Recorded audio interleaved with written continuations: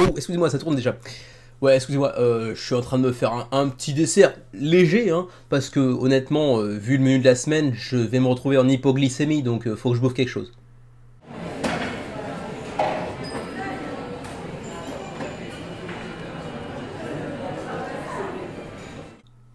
Bon ben voilà, hein, je finis mon petit dessert tranquillement et ça a pris 2 minutes 30, ça va aussi être à peu près la durée de ce menu crowdfunding, hein, parce que tout simplement c'est la semaine du festival de Essen, donc bien évidemment les éditeurs ont autre chose à foutre que de pondre une campagne sur Kickstarter et compagnie. Du coup, je me retrouve un petit peu au chaume du, quoi, hein, légèrement. Il y a quelques campagnes qui se sont lancées quand même, les gars qui étaient pas au courant, ils se disent, ouais, Essen, qu'est-ce que c'est, tu vois, on est américain, on sait pas, tu vois. Mais globalement, il n'y a pas grand chose à se mettre sous la dent cette semaine. Ça va me permettre de faire un menu très très court avec très très peu de montage. Et du coup, ça c'est plutôt cool parce que du coup, j'ai pas besoin de me lancer dans le menu en enregistrant la première partie le vendredi, la deuxième partie le samedi, en montant dans la foulée, en prenant toute la soirée pour ça. Non, cette semaine, je suis un petit peu en dilettante. Je commence à enregistrer le samedi, je monte dans la foulée, ça va me prendre une demi-heure. Ça va être rapide. Mais bon, en même temps, je vais pas vous dire que j'aurais envie que ce soit toutes les semaines comme ça, parce que du coup, c'est un menu qui va certainement faire 700 vues grand max.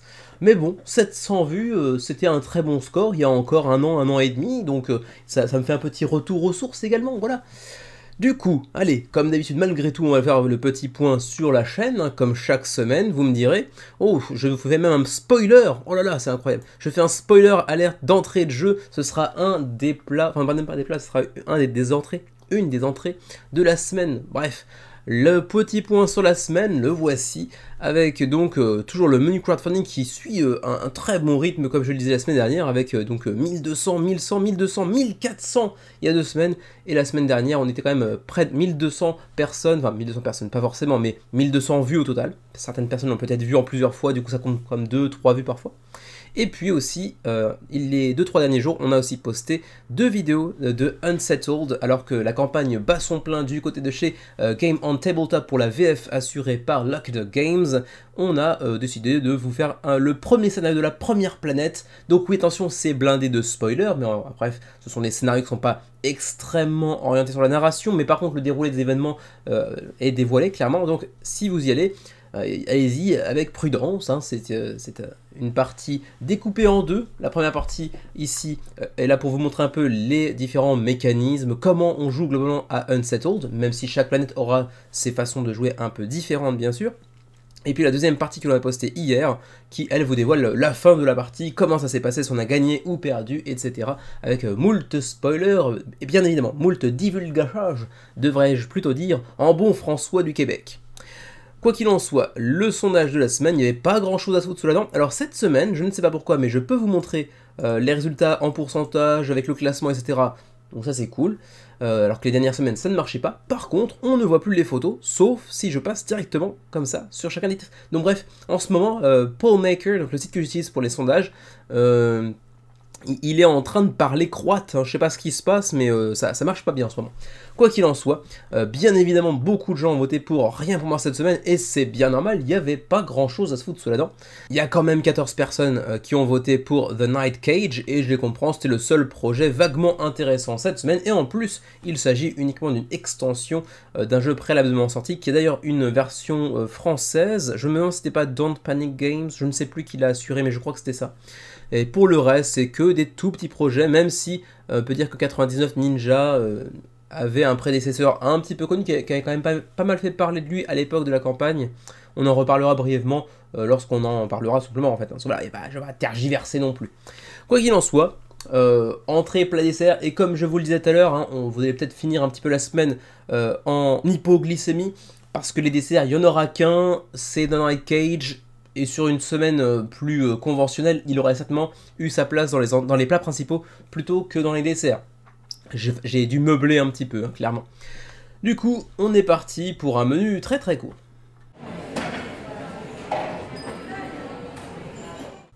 Bon, du coup, celui-ci, je voulais un petit peu divulgacher tout à l'heure également. Il s'agit de The Cursed Menagerie, le premier petit projet des entrées de la semaine. un petit print and play solo. Alors ce n'est pas exactement un roll and write, même si effectivement il y a du roll, mais il n'y a pas de write pour le coup. C'est un petit jeu de gestion de dés un petit peu horrifique. Vous allez avoir différents personnages que vous pourrez incarner et qui auront chacun potentiellement un rôle qui va varier d'une partie à l'autre. Vous aurez des objets plus ou moins hantés par des vilains fantômes et vous devrez progressivement découvrir quel est le fantôme auquel vous faites face et réussir à lui placer suffisamment de dés correctement sur sa carte pour le terrasser, hein, j'ai envie de dire. Voilà, ça paye pas de mine, mais au moins l'ADA est bien dans le ton. Je trouve que ça matche plutôt pas mal avec la thématique du jeu, donc on aurait dit pourquoi pas. Un petit PNP, en plus ça veut bien dire ce que ça veut dire, c'est-à-dire que ça ne coûte pas très cher, ça coûte 5$, et pour l'instant ça fait 414 contributeurs 6 jours avant la fin de la campagne. Pas de VF, ceci dit, pour The Cursed Menagerie. Toujours en print and play, mais cette fois-ci à 2$, donc là, bon, vous allez finir le mois, je pense que même si vous le baquez, celui-ci, ça devrait aller. On parle ici de One Card Maze, qui a accueilli pour l'instant 328 contributeurs, 11 jours avant la fin de la campagne, et comme vous l'aurez certainement compris, il s'agit de labyrinthes avec des cartes que l'on va incliner ou disposer différemment selon le déroulement de la partie. C'est hyper transportable, hein, bien évidemment, il y a quelques cartes exclusivement, enfin uniquement, et vous les connectez pour faire un labyrinthe et réussir à vous en sortir, bien évidemment aussi. Bon, ça paye pas de mine, la DA fait très amateur, mais pour le coup, plutôt dans le bon sens du terme, ça me semble relativement pardonnable pour ce type de projet-là. Je ne connaissais pas du tout Andrew Blair Dobson, mais c'est son deuxième projet sur Kickstarter. Juste par curiosité, on va aller checker un petit peu quel était son premier projet à l'époque, et il s'agit de Flank en 2022, et ça n'avait pas financé à l'époque. Donc One Card Maze, pour le coup, là, ça finance. Bon, c'était un PNP, donc c'est assez facile. Pour 2$, et bien sûr, comme tous les bons PNP, quand la campagne est terminée, vous recevez les fichiers, vous imprimez, vous plastifiez, et c'est bon, c'est prêt à jouer. Donc ça c'est le truc un peu agréable du PNP, bien évidemment, mais encore une fois, pas de VF pour l'instant. Cet éditeur-là, en revanche, a un petit peu plus d'expérience et de bagages sur Kickstarter puisqu'il s'agit de sa 23e campagne tout de même pour Zenith Miniature qui nous vient d'Espagne et qui revient avec Yokai Quest. C'est la troisième campagne pour Yokai Quest, je crois. On en avait déjà parlé ici il y a 1 an et demi environ. Mais je crois que c'est la troisième campagne pour Yokai Quest. Voilà, il y en avait une ici. Il y a beaucoup de jeux avec des miniatures, c'est un peu leur spécialité. D'ailleurs, ils s'appellent Zenith Miniature, c'est pas pour rien non plus. Ils aiment bien le Japon, hein, clairement. Ouais, Samurai Team, Fantasy Football, les mecs ont de l'imagination quand même. Et bon, on écho encore une fois des petits chats japonisants, hein. Bon, on est quand même très orienté Japon globalement, et donc ils nous reviennent avec un peu le projet qui les a fait connaître le plus, à savoir Yokai Quest, un petit jeu collaboratif pour 8 ans et plus, si mes souvenirs sont bons, c'est ici, ouais, 1 à 4 joueurs, 8 ans et plus, 30 à 60 minutes la partie. On est sur un petit jeu en campagne collaborative avec un petit peu de gestion avec différents personnages qui auront chacun leur propre spécificité, et puis des petites miniatures en chibi. Je sais pas si vous avez aperçu, voilà, ici, donc des petits chibis, donc des petits personnages très, très mignons, hein, presque enfantins, et le tout avec un beau matos. Je sais pas ce qu'il en est de la qualité de la narration, des implications qui vont derrière, etc. Mais en tout cas, c'est un jeu qui présente plutôt bien, même si, comme vous l'avez peut-être entrevu tout à l'heure, c'est jamais un éditeur qui fait des grands scores, hein, soyons honnêtes. On reste généralement sur du 300, 400, 500 backers grand max. D'ailleurs, Yokai Quest Strikes Back avait fait déjà 530 la dernière fois. Le reste, on voit 160, 230, etc. Donc c'est un petit éditeur qui marchouille pas trop mal, sans plus. Voilà, 150 contributeurs pour l'instant, après je crois 2-3 jours de campagne, 16 jours avant la fin de cette dernière, et près de 10 000 € d'engrangés. C'est financé, donc ça se passe pas trop mal, même si c'est pas un jeu qui va encore une fois les faire percer aux yeux du grand public. On retourne sur un projet en print and play, il s'agit cette fois-ci de Town Constructor.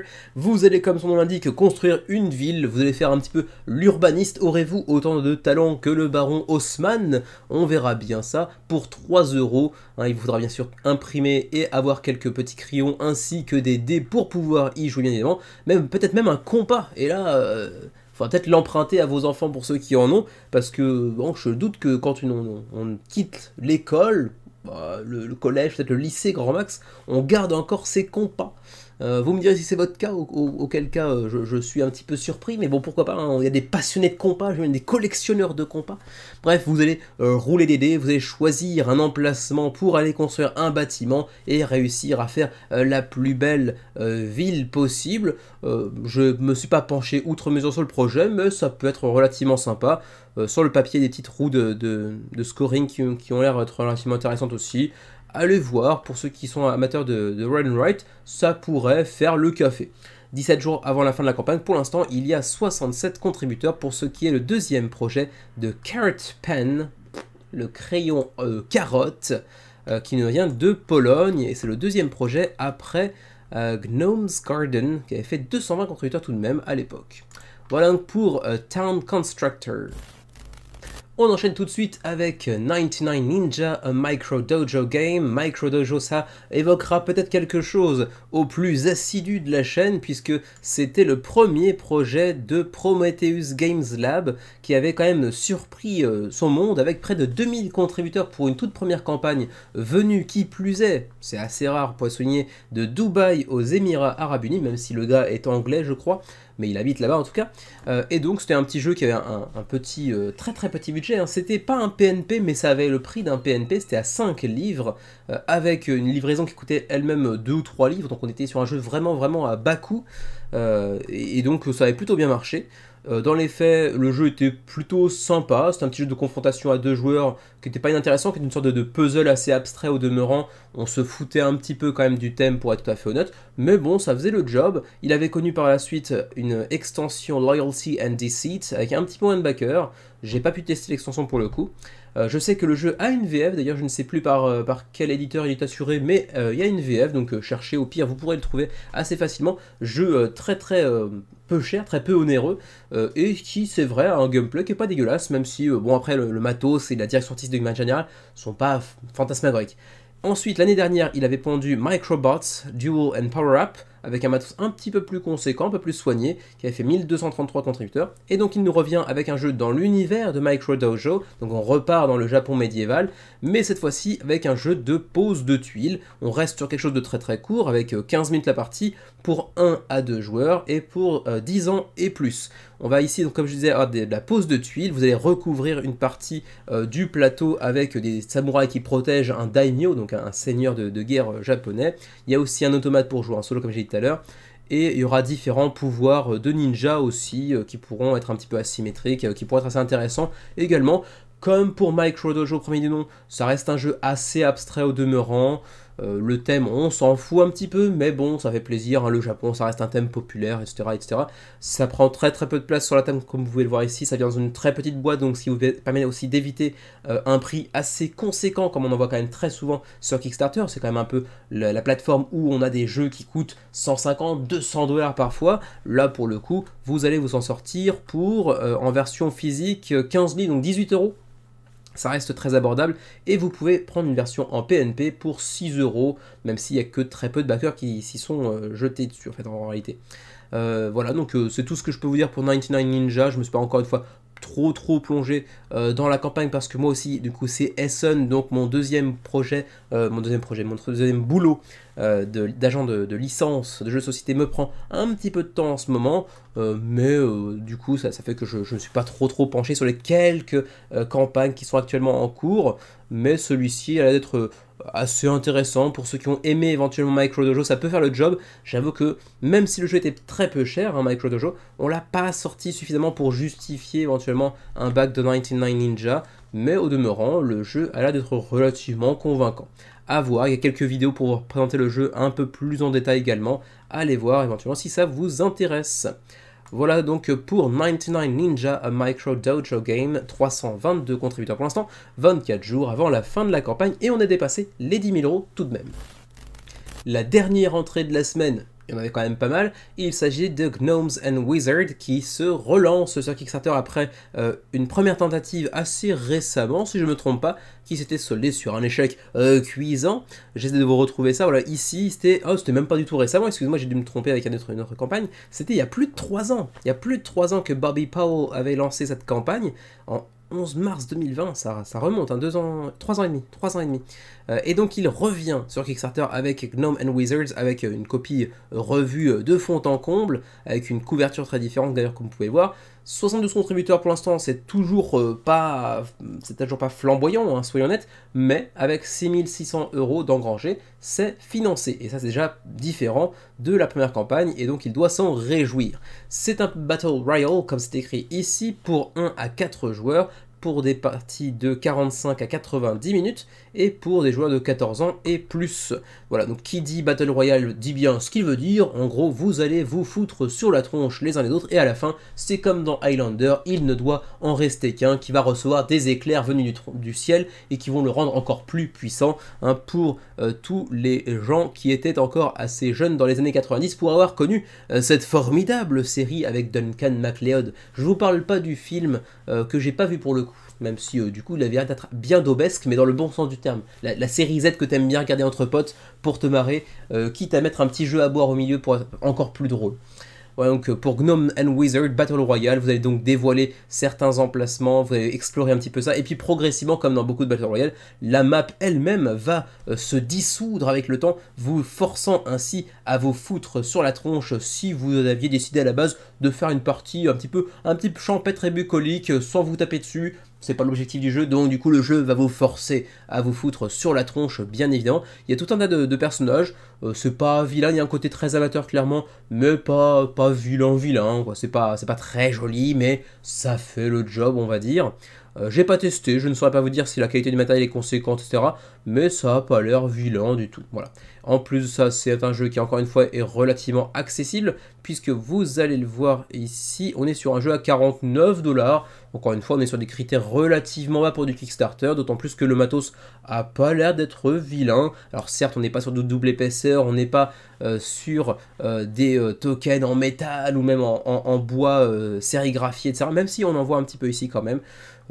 Mais bon, ça fait le job, J'ai envie de dire pourquoi pas. C'est pas du tout mon type de jeu, hein, vous le savez, le Battle Royale, c'est pas trop pour moi, même si récemment on avait le projet français Rivals qui semblait présenter très bien dans cette catégorie-là, il semblait être un très bon concurrent. Mais donc, Gnome and Wizards, c'est dans cette même catégorie, donc évidemment ça m'attire pas outre mesure.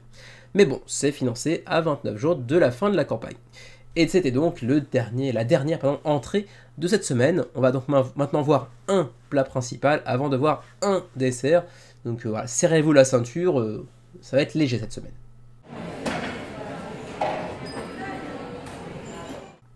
Le seul plat principal de la semaine, cette semaine, il s'agit de Merchants of Magic, qui reprend l'univers, vous le voyez ici, de Set a Watch, qui a fait une très belle campagne, même 2 ou 3 très belles campagnes d'ailleurs, sur Kickstarter, et qui connaît également une VF.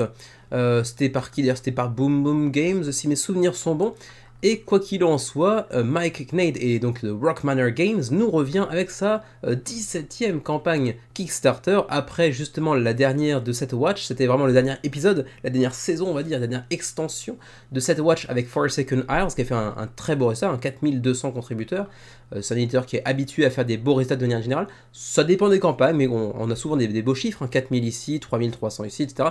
Donc c'est quand même un éditeur sur lequel il faut compter. C'est également celui qui avait pondu le très original Lawyer Up, qui a aussi une VF d'ailleurs. Et donc ils nous reviennent avec le même univers que Set Watch, mais un jeu radicalement différent. Il s'agit donc de Merchants of Magic, qui s'accompagne de 2 extensions, Dangerous Business et Draft of Dragons. Est-ce que Merchants of Magic était déjà sorti par le passé? Parce que du coup là il y a 2 extensions, donc est-ce que ça veut dire que c'était déjà un jeu de base qui était déjà sorti ou non? J'ai pas l'impression, puisque le premier Set Watch était ici, et entre temps, à moins qu'il soit passé directement par la boutique sans passer par le Kickstarter, ou qu'il ait été une partie d'une campagne de Set Watch précédente, je ne sais pas. Mais quoi qu'il en soit, Merchants of Magic se place dans l'univers de Set Watch, mais propose une expérience radicalement différente. C'est un jeu pour 1 à 8 joueurs, quand même, un décompte assez conséquent, pour des parties de 30 à 45 minutes, et c'est encore un run and write. C'est la semaine, hein, il y a quand même les 3/4 des campagnes cette semaine qui sont des run and write, pour le coup pas en print and play, mais plutôt avec un très joli matos en réalité, comme souvent avec Rock Manor Games. 884 contributeurs se sont lancés sur le projet, 20 jours avant la fin de la campagne, et on est déjà à 40 000 € d'engrangés. Comme toujours avec Set Watch et l'univers de Set Watch de manière générale, on est sur une très belle DA, c'est de l'epic fantasy mais de dark fantasy assez classique mais très efficace, où vous allez avoir à cœur, comme vous incarnez un marchand, de pondre, de créer des artefacts un petit peu, disons, magiques, hein, comme des épées, des armures, etc., que vous allez vendre à des clients qui vont passer devant vous, sauf que vous aurez bien sûr chacun une échoppe différente et que vous allez chercher à vous approprier les clients qui passent devant vous. Hein. Ils vont tourner autour de la tâche. Je sais pas si on peut en retrouver des petits gifs illustrant un petit peu ça. Je les vois pas. Ah si, le How to Play est ici. Donc on va sélectionner 2 des 4 dés qui ont été lancés pour créer justement des objets, des artefacts, etc. Ensuite, vous allez essayer de réussir à remplir des contrats en fonction des clients qui passent devant vous en leur vendant votre cam, votre production, pardon, votre artisanat. Et puis là, en plus, ils nous ont ajouté donc 2 extensions qui viennent rajouter pas mal de choses au jeu, avec Dangerous Business qui vient rajouter un autre plateau supplémentaire ici, puisque là vous allez avoir des monstres qui frappent à la porte gentiment de la cité, et vous allez donc devoir armer des héros qui vont chercher à défendre la cité. Donc encore une fois, on reprend pas mal l'univers j'ai perdu le titre, excusez-moi, du jeu parce que j'ai jamais joué, de Set Watch, pour aller donc défendre la cité avec ce plateau supplémentaire, en simplement confectionnant des artefacts susceptibles de rendre vos ennemis, je raconte n'importe quoi, vos héros suffisamment puissants pour qu'ils puissent terrasser les différents ennemis que vous apercevez ici, des gobelins, des géants de la forêt, etc., etc. Et puis vous avez également Draft of the Dragons, autre extension qui, elle, va rajouter de nouveaux items, de nouvelles potions, qui va aussi ajouter pas mal d'interactions, puisque vous pourrez notamment aller pourrir vos adversaires ou voler un objet qu'ils ont réussi à concevoir, etc. Donc un peu plus d'interaction, un peu plus de tech date, si je puis dire, également, pour enrichir un jeu qui a l'air d'être assez sympatoche sur le papier. Pas mal d'interactions, ce qui est souvent un petit peu un point faible des Roll and Write, où souvent on joue en multi-solitaire en règle générale. C'est pas le cas de tous, bien sûr, mais c'est assez souvent ce qui se passe dans les Roll and Write. Celui-ci, au demeurant, au-delà d'avoir une très belle DA, semble avoir aussi pas mal d'interactions, semble être assez crunchy, avoir quand même pas mal de réflexions qui entrent en jeu, qui entrent dans la partie. Donc j'ai envie de dire, pourquoi pas, ça peut être un jeu assez sympa à tester. J'ai encore jamais testé, ah si, j'ai backé Lawyer Up, comment ça s'appelle en français déjà ce jeu avec les avocats, j'arrive pas à m'en souvenir. Peu importe, mais bon, vous voyez de lequel j'ai parlé, hein, c'est ce que j'ai mentionné tout à l'heure. Sinon, j'ai pas beaucoup backé de projets de Rock Manor Game, alors qu'ils ont souvent des projets assez sympatoches sur le papier. Donc celui-ci, je serais assez curieux de le tester, parce que c'est un Roll and Write qui me semble être assez différent de ce que j'ai pu voir jusqu'à présent. Vous pouvez le tester sur Tabletopia pour ceux que ça pourrait intéresser. Vous pouvez aussi consulter le livret de règles désormais ici, mais en VO uniquement, pas en VF. Même si, a priori, comme tout Set Watch était disponible en VF, il devrait y avoir une VF également pour Merchants of Magic, à mon avis. Même si je n'ai pas vu de mention faite à ce propos. Donc, pour l'instant, c'est pas encore le cas. Est-ce que ce sera à l'avenir? On verra bien. Quoi qu'il en soit, pour les différents niveaux de pledge, où est-ce que ça se passe? Je n'en vois pas ici. Auquel cas, c'est assez dommage, c'est assez mal présenté si c'est vraiment le cas. Puisqu'il faudra que j'aille chercher directement ici. Bon, ce qui n'est pas très trop compliqué non plus, me direz-vous, mais quand même, c'est mieux d'avoir ça directement sur la page. Alors, regardons ensemble. On a ici Dangerous Business à 20 dollars, 18 euros. Même chose pour Draft of the Dragons. Et donc on vous propose des pledges avec uniquement les extensions, ce qui veut bien dire que le jeu de base, lui, était déjà sorti par le passé. Donc soit dans une campagne de Set Watch, soit j'ai mal regardé tout à l'heure et ça faisait partie des différentes campagnes de Rock Manor Games, mais c'est un jeu préexistant du coup. Donc 18 euros et 19 $, 18 euros l'extension à l'unité. Vous pouvez bien sûr prendre les deux, voilà, ici, All the New Stuff à 36 $, donc 34 euros. Vous pouvez aussi prendre le jeu de base, bien sûr, pour ceux qui l'auraient raté par le passé, à 28 euros. Et puis j'imagine que vous avez aussi un all-in, voilà, c'est le cas ici, Complete Shop Bundle, 65 $, donc 62 euros pour le jeu de base, plus les deux extensions. On a même un petit retailer pledge pour ceux qui éventuellement seraient gérants de boutique potentiellement.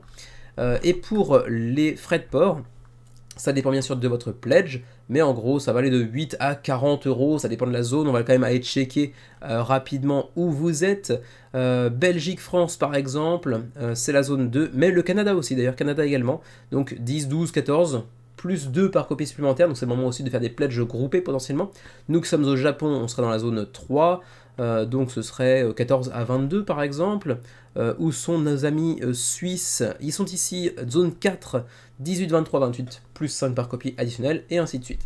Donc voilà pour Merchants of Magic dans l'univers de cette Watch, avec les deux extensions Draft of the Dragons et Dangerous Business, un petit roll and write qui a l'air d'être assez sympatoche ma foi, et qui pour l'instant a déjà accueilli près de 900 contributeurs, 20 jours avant la fin de la campagne, c'est largement financé, ça devrait pouvoir aller chercher les 2000-2500 contributeurs, comme souvent, beau résultat de Rock Manor Games, même si c'est pas époustouflant non plus.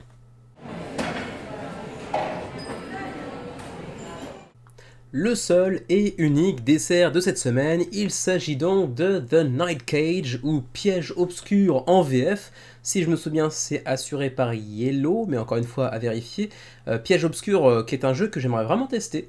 Un petit jeu en coop où vous allez être plongé dans un labyrinthe avec des tuiles que vous allez retourner pour vous déplacer vers l'avant, on va dire, mais qui a la particularité de voir votre visibilité très réduite à la simple lueur de votre bougie, grâce à laquelle vous pouvez avancer dans ce monde en perpétuel ténèbres, qui est perpétuellement plongé dans les ténèbres, et il y a des tuiles en fait qui vont disparaître au moment où vous éloignerez la lumière de la dite tuile, et ça c'est assez peu fréquent. On a souvent déjà justement des labyrinthes dont on doit s'échapper, on doit retourner des tuiles pour créer un chemin, etc., un petit peu à la Subterra, sauf que là en fait vous allez progresser. Si vous retournez en arrière, il y a des tuiles qui vont disparaître, des chemins, des portes, des clés qui vont disparaître, ça c'est assez intéressant sur le papier, tout ça en coop pour 1 à 5 joueurs si je ne me trompe pas, ou 1 à 4 maintenant, 1 à 5 grâce à l'extension, je ne sais plus à vérifier, mais donc il nous revient avec Shrieking Hollow, donc la première extension du jeu, qui vient rajouter tout un pan de gameplay assez intéressant. On va voir ça tout de suite.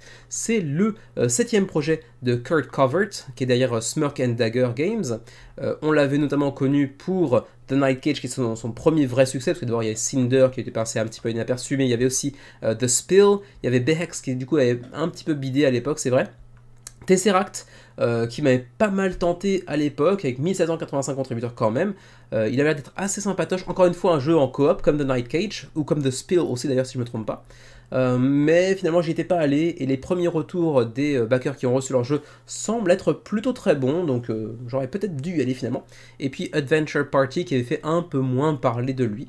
Et donc on revient aux sources, j'ai envie de dire, à The Night Cage, Piège Obscur, le premier gros succès de l'éditeur, qui nous revient donc avec cette extension Shrieking Hollow. Et qu'est-ce que vient nous proposer Shrieking Hollow, au-delà d'être toujours cette DA vraiment très horrifique, mais très bien pensée, qui est vraiment dans le ton, dans le thème. J'aime beaucoup la DA, je suis assez fan.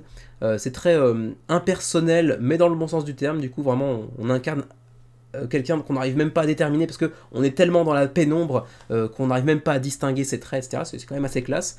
C'est très noir et blanc, très dans le thème, j'aime bien. C'est vraiment très sympa de ce point de vue-là. Et donc, The Night Cage, à l'origine, c'est un jeu pour 1 à 5 joueurs en coop, un full coop, pour 14 ans et plus, et pour des parties de un petit peu moins d'1 heure approximativement.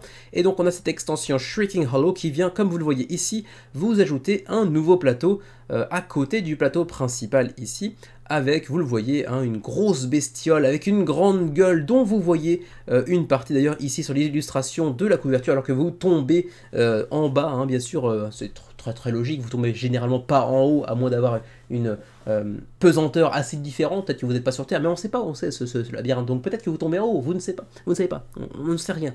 Et donc vous tombez dans la gueule potentiellement de ce monstre, bien sûr vous allez chercher à lui échapper, mais avec un gameplay assez intéressant en termes d'ajout de gameplay, parce que vous allez le voir, vous allez avoir cette fois-ci des puits dans lesquels vous allez pouvoir potentiellement tomber, et c'est à ce moment-là que vous allez faire votre apparition sur ce nouveau plateau que l'on a aperçu donc tout à l'heure sur le côté, qui est ici, voilà. Et en bas de ce plateau se trouve donc la gueule de cet énorme monstre qui progressivement va avoir des parties de son corps se rajouter et lui, sa tête progresser vers le haut. Il va chercher à venir vous bouffer, vous devez absolument remonter vers le haut pour pouvoir revenir vers le plateau principal et ensuite fuir tous ensemble vers l'issue, vers la sortie de ce labyrinthe mortel, sachant que le principe reste le même, vous devez toujours trouver une clé, une sortie et vous échapper tous ensemble avec toujours donc des passages, des portes, etc. qui vont disparaître si vous passez devant elles sans forcément vous décider de pousser plus loin l'exploration dans cette direction-là en tout cas. Donc assez intéressant sur le papier, je serais curieux de voir ce que peut apporter véritablement en termes de gameplay, d'implication, cette nouvelle extension, mais c'est vrai qu'avoir un monstre qui vous poursuit et qui ensuite vient faire carrément son apparition sur le plateau central pour chercher à bouffer tout le monde, ça ajoute à mon avis une belle dose de stress, de bon stress, hein, de pression, de tension autour de la table qui peut être assez sympatoche. D'autant plus qu'il y a certainement des moments où celui qui est tombé justement dans ce puits de pénombre va certainement se faire engueuler par les autres qui vont lui reprocher d'être tombé quand le monstre va venir essayer de les bouffer tous, ce qui va être assez croquignolesque, vous voyez, ouais, c'est assez marrant à mon avis. Les pledges. Les pledges, ici, donc on a le pledge de l'extension hein, de base à 60$, en boutique en tout cas, mais 55$ sur Kickstarter, avec une version qui contient aussi de l'acrylique. On aura des tuiles, je crois, en acrylique. Un petit upgrade assez sympa, même si ça apporte pas grand chose en réalité, surtout en termes de gameplay, mais bon, c'est le principe de la diversification, vous connaissez un petit peu. Les petits Shrieks, donc les petits monstres qui aident la grosse bestiole que vous voyez ici, qui s'appelle The Other, l'autre. Le plateau supplémentaire que vous allez poser à côté du plateau principal, bien sûr. On a aussi un acrylique pour The Endbringer. Je sais pas trop bien à quoi ça correspond. Est-ce que c'est dans le jeu de base ou pas? Je ne sais pas. Bref, tout le matériel qui va avec cette nouvelle extension, avec également des petites aides de jeu, etc.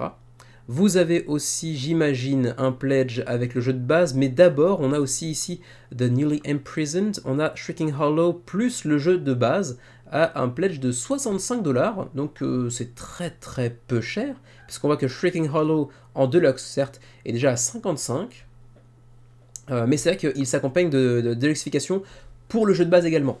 Tout ce qui est acrylique, c'est également pour le jeu de base. Le jeu de base, lui, contenant des tuiles en carton. Donc c'est vrai que du coup, la deluxification ne concerne pas que l'extension. Donc attention, prenez ça aussi en compte.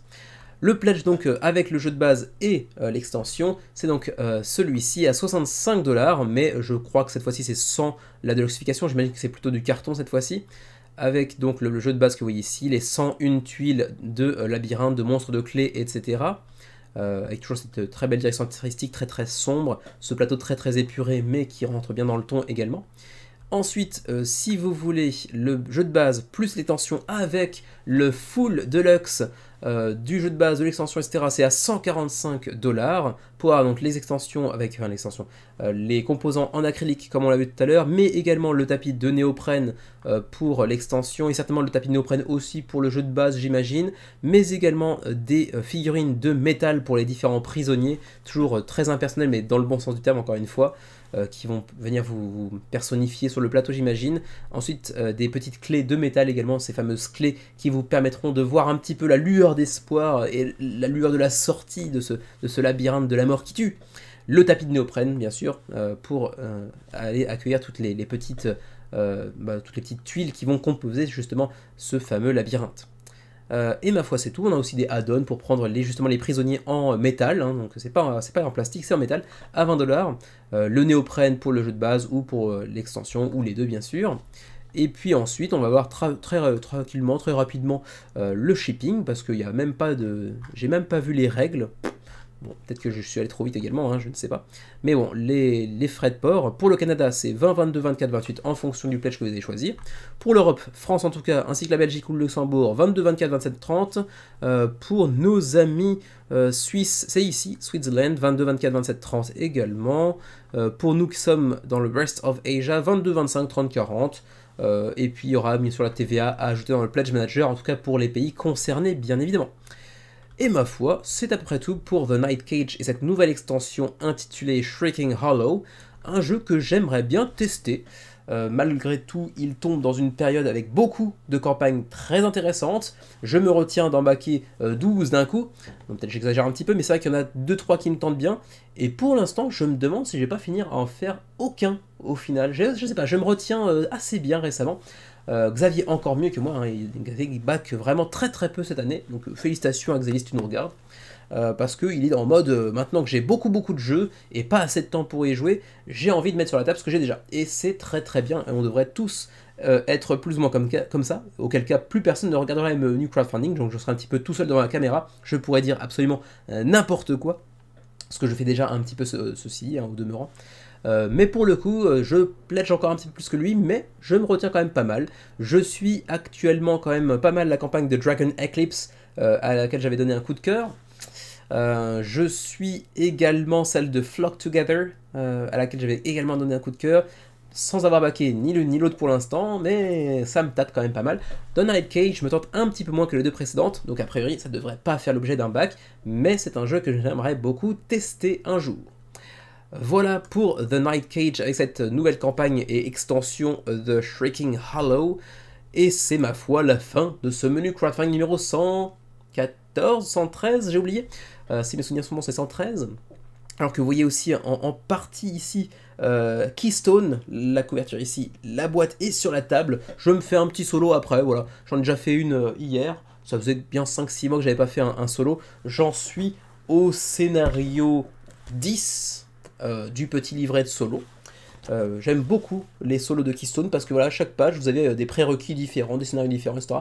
Il y a une petite histoire, mais la narration on s'en fout globalement, mais c'est juste des prérequis, des scorings différents, des objectifs différents, etc. C'est assez sympatoche. Et pourquoi j'en m'en suis fait une hier et que je vais m'en faire une juste après cette vidéo? Et pas parce que ça y est, j'ai pris la décision. Ça fait bien 6 mois que elle me le dit de temps en temps en commentaire, très gentiment, Marie, qu'elle voudrait voir un petit solo de Keystone. Donc voilà, je m'apprête dans quelques jours, quelques semaines peut-être, je prendrai mon temps, hein, je suis assez occupé, à te faire une petite vidéo que tu seras certainement la seule à voir, hein, parce qu'il y a assez peu de gens qui sont intéressés par Keystone, parce que c'est un jeu qui n'a plus d'actualité actuellement, il n'y a pas de VF, mais il mériterait d'en avoir une, ceci dit.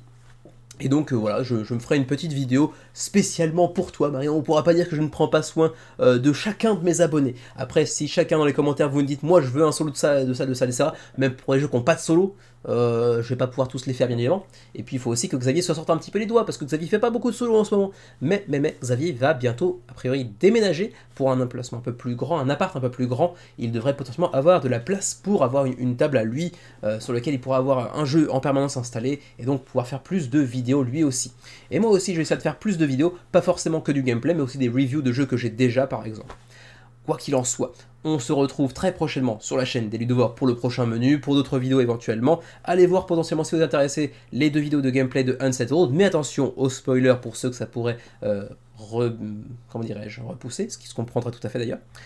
Et puis d'ici là, ma foi, portez-vous bien, jouez bien et beaucoup si vous le pouvez.